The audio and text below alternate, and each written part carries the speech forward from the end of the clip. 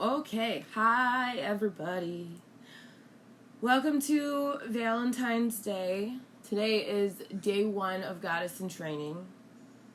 Oh, I should share this to a group. Let me do that.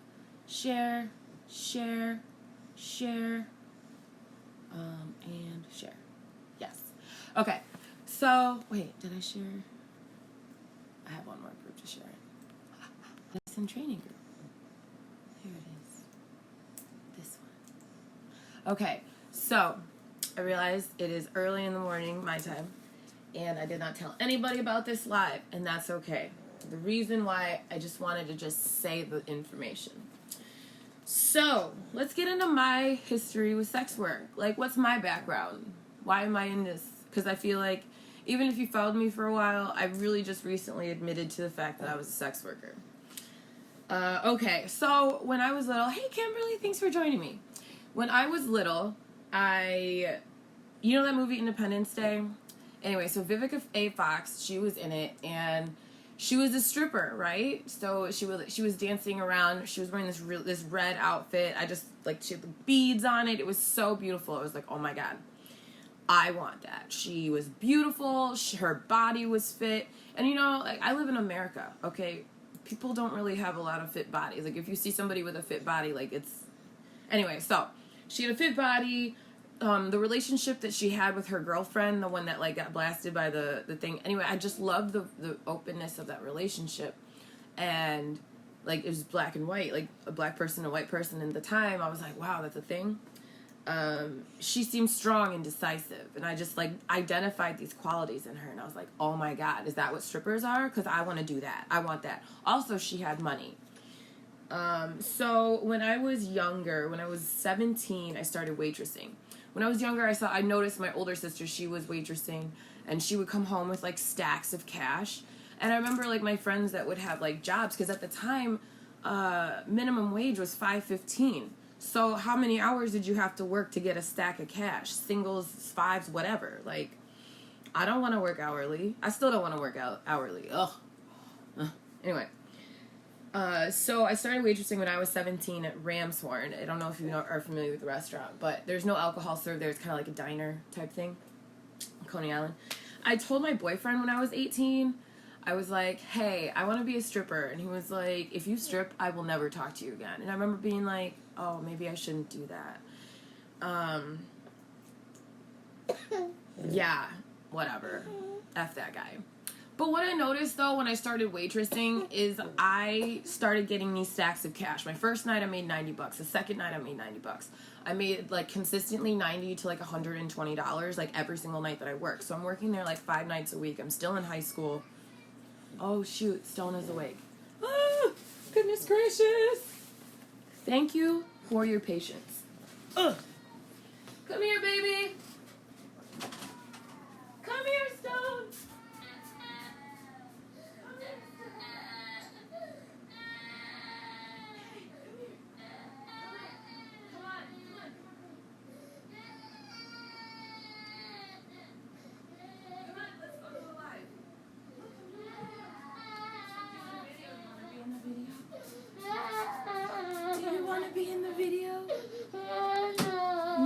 Okay, well then you can just stay right here.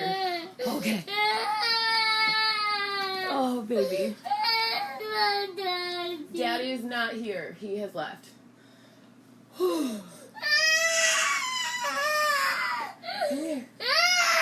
Come here. It was such a jarring beginning. To life. Oh man, she is not happy. Are we gonna have to wait till later? Cover up with the blanket. There you go. Oh, Mars. Okay, so, baby, I'm talking. Look, I'm doing a video. Look. Can you see it? Okay. Can I do the video? No? Okay. Anyway, so I started having... Baby, I want to do the video. I want to do the video. No? Do you want to watch TV? Okay, we'll do that. I can do that. Thank you all so much for your patience. I will continue with my story in just a moment. Okay, so when I started waitressing, it was the first time I started having like any real like cash, like a lot of cash. Hey Stephanie, thanks for joining. Okay, so I've never had like all of this money before because I was kept in the house. So I took my siblings on a trip because I'm the oldest of a lot of kids. I'm getting it right now, babe. I'm the oldest of a lot of kids, and we were put in a foster care, and I wanted to do something nice for them. But so now I had all this money. It was great. No, Mom. So when I was 18, no, it's okay. It doesn't work, remember? So when I was 18, I went to the strip club for the first time. It was the most fun I've ever had. I wore a skirt and a blazer because I love blazers. I've always loved blazers. I wore a skirt and a blazer, and I was like, woo! You know, just like up in there having a grand old time. I don't know if you've ever been to a strip club, but they're like super fun. I remember being like, oh my God, like I just want to be here. I want to be in the party. I want. All of the things that are happening here, I want that. And I went there, and there was a girlfriend of mine from high school, and she was like, hey, you know, you should come up here and work. And I was like, I don't know, my boyfriend says. I like Mickey Mouse. You bet. My boyfriend says he would not like me, blah, blah, blah. Okay, so, anyway, so I'm 19. I'm turned to the age of 19. And, I was working at a restaurant, and my best friend and my boyfriend, I had just found out that they were sleeping together. I don't know if you've ever experienced something like that, but it's kind of like the fucking worst. So I walked out of that job. I walked out, and I never looked back. I cried in my bed for 3 days. And my friend was like, hey, if you need money, come work. Come work. I'm like, I don't have anything. I don't have a car. I don't have my car. Yeah, that's right, because my fucking car died. I didn't have a car. I didn't have literally anything. And I got up and I went to work. She came and picked me up. Her feet, this was her thing. She had like the smallest feet. She had like a size 5, size 6. Like, I don't know if they make kid-size stripper shoes, but like her feet were so small. And I have like size 8, size 8.5. And I put on her 2 small shoes, and like she gave me an outfit, and I did it, borrowed outfit. But like, money. Hey Holly. I made $600 that first weekend stripping, and it was so much fun, and I loved it. I loved every fucking minute of it. And I was in college, and then I had moved back home, and my foster father was like, why are you always out every Friday, Saturday night? And he's like, you always leave with this huge duffel bag. And I'm like, I'm a stripper. And my friend's going to come pick me up, and we're going to go dance. I'm dancing. So he was like, you know what?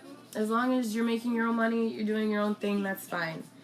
But I lived far. I had to go stay with my friend. I didn't have a car. So he helped me find a car.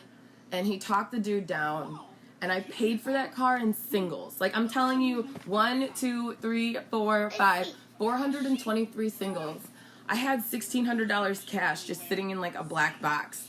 And, like, oh my God, $600-700 worth of singles alone. And my foster father was just like, where did you get all this? I was like, I'm a dancer. I felt free and untouchable, and you know, when you're like 18, 19, like you're already free and untouchable anyway. You ain't got no damn kids, you barely have any fucking bills, like you really just started to push play on your life. But yeah, I met my husband there at the strip club, my ex-husband. He was the lot guy and I was the stripper, and I don't know, he just seemed cute, like whatever. He was illegal. Because you weren't supposed, at the time, the general manager, basically ran it like his harem. And so, like, the dudes, like, the staff were all men, and then were mostly men, and then there's the women that would dance, and we like the men were not allowed to like touch the women at all. Whatever.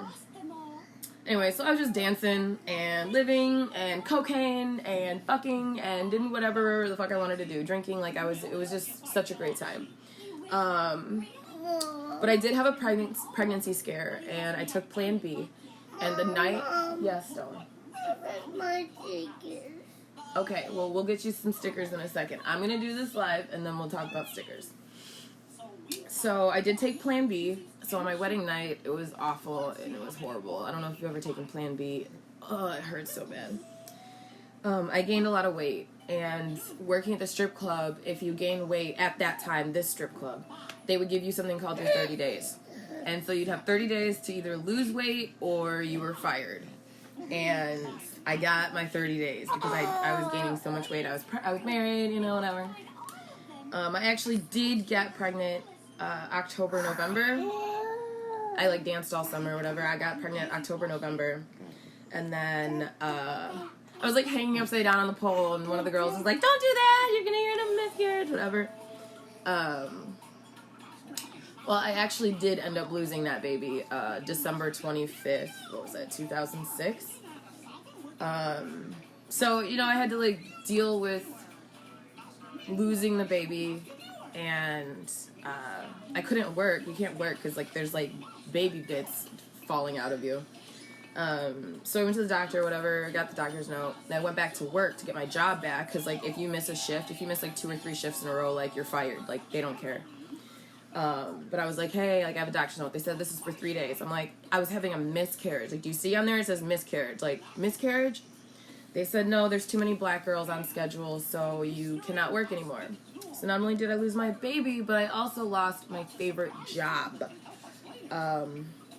And then I had gotten pregnant again the next month, and I lost that baby too. And like literally, I could not handle it. So, last night I was meditating, and I was just talking to my pussy, and I was like, hey, you know, it's been a while, like, can you like release something? Like, if you want to release something, let it go. Like, I'm ready for it. And this feeling just came up, and all of a sudden I was like, my baby died. And like I forgot. How did I forget? Like, I had 3 babies that died, and I forgot. Like, I couldn't handle it, and I started weeping, and these huge tears, like huge tears. You know, have you ever like just cried? Like, I'm like, why are these so big? It felt like Alice in Wonderland. You know how she like grows all big right before she goes in the small door, and she's all big, and she cries like these huge tears. That's what it felt like. Yeah. I was just a mess. I was a fucking mess. I don't know if you ever had a miscarriage, but I had 2 back to back, and then another one right before I got pregnant with my baby. Noah was a twin, and when they looked inside, there were 2 sacks, but one of them was not there, and the other one was Noah. But yeah, and then I had picked up a waitressing job because I was like, oh, I'm pregnant, I have to quit stripping. He did not poop. Thank you, though. I just couldn't deal. But I did try dancing again, like later on down the line. But I had gained so much weight, and nobody would hire me because I was fat. I tried to model, but I didn't like my pictures because I just thought I was fat, or maybe that was like the feedback I kept getting. So, which was of course great for somebody that was anorexic and bulimic for a while. Babies kept sitting in my section when I was waitressing, and I had to stop waitressing and do only to go because I just couldn't see the babies. I couldn't deal. And of course, at first, my ex, he loved dancing. We met there. We met at the strip club. We met there. He loved it at first. He was like, wow, this is like sexy. You're hot, you know, like you got a great personality. And then his brother said that he didn't like it. So then my ex started hating it. He started feeling insecure. He said, you sell your affection. Like, I would come home from work, and he would, like, be all on me and, like, want stuff from me. But I'm like, dude, like, really? Like, I need a minute to just decompress from work. I just found this under my boob. Yeah. Or one of the things he said, he's like, when I touch you, you know, I want you to like it. And he's like, can you just act like you like it? And I'm like, okay. So, whole bunch of bad habits started. Do you want some more milk? No? That's fine. So 2014, I waitressed for a long time. So I just like quit. I gave it up. I waitressed for a really long time. I just let sex work go. 2014, I had bills. I was bartending. My one job decided to close for a month, but I still had bills. I was broke. I was tired from waitressing, making $60 a night. I called my friend, my girl Ebony. What up, Ebony? Oh, hey, Courtney. Thanks for joining me. I called up my girl Ebony to see if she would get me an audition at the club I used to work at. And one of the girls that I was waitressing with, she asked me, she was like, hey, do you want to start doing fetish videos? I'm like, what's that? She's like, really all I need you to do is take this GoPro and just put it in your mouth and just suck on it. She's like, you don't even have to say anything sexual. You don't have to do, you just put it in your mouth and just, I'm like, that's weird. She's like, can you do it? Here's $85. 20 minutes. I was like, shit. Like, when I'm making $60 a night at the restaurant, you want me to spend 20 minutes on like an hour, you know, to get there and hang out and whatever. $85? Yes, you bet. So I started doing that in 2014, just, you know, for some extra cash. Let me see. I have it all written down. It took me so long to write this. But at the time, like I said, I had bills. Everything was piling up. I was living on my own. I was homeschooling my son. It was too much. It was way too much. So I moved back in with my ex to homeschool and co-parent. I hated driving. I was a drunk at the time and I didn't want to drive. Hey, Jeremy. So I was working in Flint, dancing in Flint, living in Flint, but I hated. I don't know. Okay. It got like too familiar. It was like the people there were like, I was like their life coach and I was like trying to work, but everybody wanted me to. Can you do me a favor? Can you close the bathroom door, please? Can you go close it? Can you, please? Thank you. Thank you so much, Stone. I don't know, and like, I would try to be working, or I would be working, and people would try to talk to me, like, Bradley, things like this are happening, and my life is so horrible, and blah, blah, blah, blah, and I'm like, that's great, but I gotta go work. I don't know, it was like, it was time for me to go. So I went to another club, and in Ypsilanti, love it, and I just started gravitating toward that area. The oak. I would spend the night in my car. I would go to the Ipsy Club, work all night long, spend the day in my car, go back to work all night long. Yeah, so I didn't even spend the night in my car. I spent the day in my car. Just because I didn't want to drive because I was drunk and whatever. I didn't want to go home to stay with my ex-husband, please. He hated the fact that I did sex work. Like, he hated it. He would have to work like 3 weeks to pull what I pulled in like a weekend. He hated it. So we got in a really big fight, and I decided, I got on a bus. I had $37. And I just got on a bus and took that bus to my mom's house. Here. Thank you. But yeah, so I just started working at a different club, moved in with my mom, was like, fuck all this. I met my partner. A couple months later, we got pregnant. And right, when you fall in love and you get pregnant, you have to quit stripping, right? Because when you're in love, then you can be in love and broke, right? That's okay. Like, when you're in love, you have no money. Give up the glamour, give up all that sexy feelings, you know, to be with a working man. Yeah, it was like I just fell the fuck off. I just couldn't do it anymore. I was like, I don't want to be touched. I decided to get sober. Whatever. I started blogging and life coaching in 2017. So 2016, I met my partner. 2017, I started blogging and life coaching. I did a sex live. A live about the elusive female orgasm, and it lit me up. I felt glowing. I was talking about penises and fingering and blah, blah, blah, like, I don't know, it was just weird again. I love that shit. That's me, okay? I'm the one that will say whatever the fuck. But yeah, and I don't know, I just like, oh, I don't need it, I don't want to be too provocative. Well, anyway, so the dude from those videos, he found me again, randomly. He just hit me up on Facebook. I didn't even know, I never knew him. I did it for him, like, just blah, blah, blah, and for the videos, I did it for years, and he just found me again, back in July.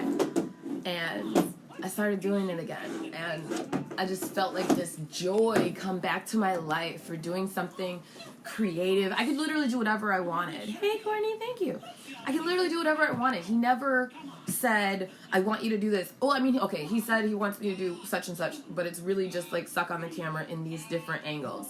Not, I need you to act a certain way, I need you to be a certain way, pretend to do all this stuff.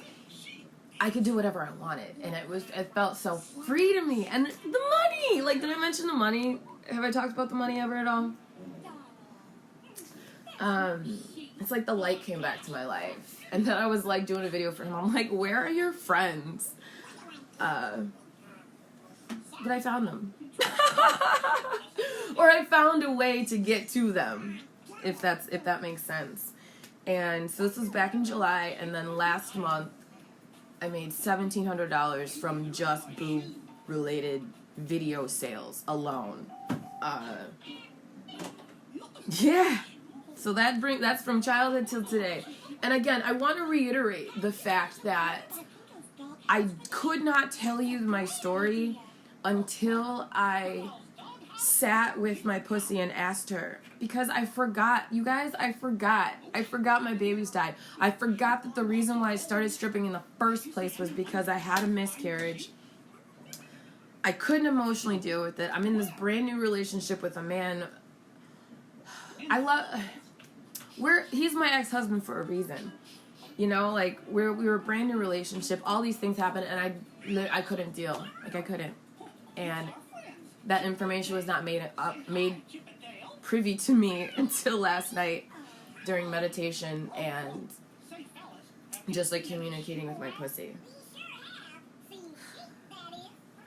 That feeling, what was stored in my pussy, what I had felt again, it was a... Mom, yes. stop talking. Mom, stop talking. Thank you, baby. I'm going to keep talking. I know you're hearing your show, but that feeling of my baby falling out of me, that was the feeling I had suppressed for a really long time. And, like, I was over the toilet, right? All of a sudden I was like, I don't feel it. Oh my God. And I looked green. Like, I was green. And, like, Mama. pale. Mama, Yes, baby. I want blue. You want blue? Yeah, blue. It is blue up there. Thank you so much. And then, like, having to experience the loss of the baby, and of course my partner and I, or my ex-husband and I, we were in a big fight that day. And I came out of the bathroom and I was like, fuck you, I just had to flush our baby down the toilet. And I saw it was like this big and it was awful. And I never, like, took time to mourn or bury the child. I'm gonna actually call my ex-husband right now in a little bit when he wakes up and ask him, like, if he minds if I name them and, like, get their names tattooed on me. I never want to forget them. I don't want to forget them again. You know, and those people that are like, when somebody has a miscarriage, oh, you weren't that pregnant, oh, this, oh, that. But when you look and you see, I'm pregnant, and then your mind goes, like, it's hard. You can't go back into the same container again. So it is definitely a loss. I say my condolences. When somebody has a miscarriage. And so the feelings and the emotions that were trapped there were grief and sorrow. Deep, deep sorrow.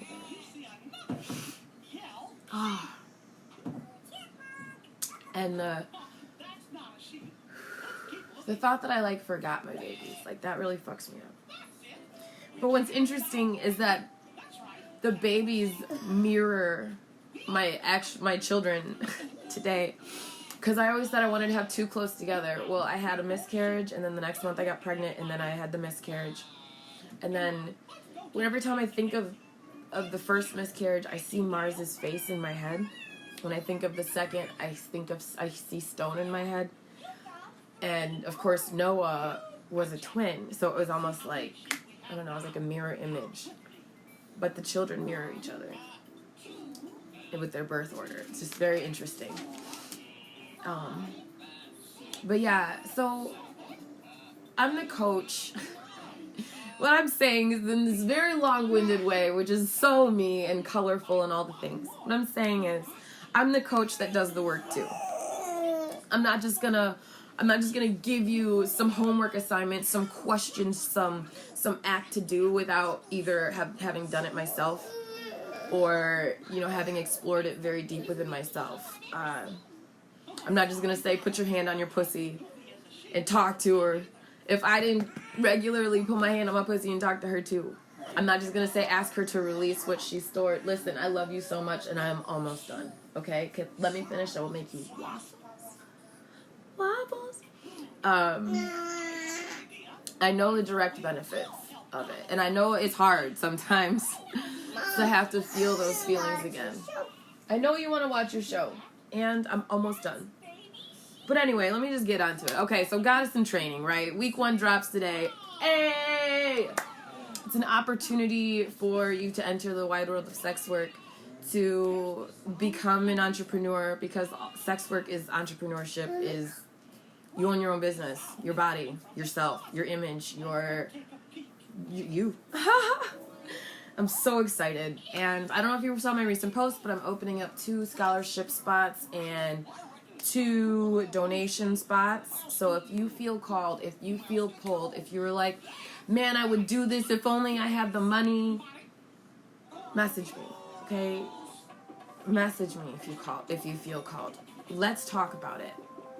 Let's get you in the program, okay? We'll see how we can get you in the program. See, what had happened too last night was that it occurred to me that my offer is an opportunity for empowerment, right? But who am I going to preach empowerment to? Empowered women? That doesn't make any sense. So I was thinking about my audience, about the people I was talking about the women that I want in this program, the women that would feel hope, that would feel like maybe I won't have to do everything he says if I just had my own money, if I just had my own car, if I just had my own place, I wouldn't have to deal with this. These are not empowered women, but these are the women that my program would most benefit. Sex, freedom, true ownership of self. And so I decided to just open it up. Why not? This is an offer for you. So be here. Message me if you feel called. And you're also, if you're ready to take this deep dive. If you're not ready to take this deep dive into yourself, the deep dive down the rabbit hole. Like, you're not stepping into the rabbit hole. We're not, like, letting ourselves into the rabbit hole. We're saying, we are diving straight into this bitch, okay? If you're not ready to break open and feel, and I don't want to use the word heal. I like the word integrate, because when you say heal, it indicates something is wrong and is broken. Nothing is wrong. Nothing is broken. There is shit that is suppressed that you need to integrate. Let it up. All right? But if you feel like you're ready, message me. Let's do it. Let's chat. So happy Valentine's Day on this day of love. Do you ever wonder, do I have a heart right here? Do you ever, like, look at the heart and, like, it's like boobies on top and it comes into a womb. The heart. It's the sign of the woman, the love. The love. Yeah? No. Heart, boobies, and the vag/womb. That's literally my last notes today. Heart, boobies, and the vag/womb. But yeah, so if you feel called to join Goddess in Training, shoot me a message. I'm here for you. I'm going to be here for my kids now because they clearly need me. Week 1 drops today. Let's get it done. Let's take care of it. Anyway, I love you. I really do. Thank you so much for joining me. Mwah! I'll see you soon.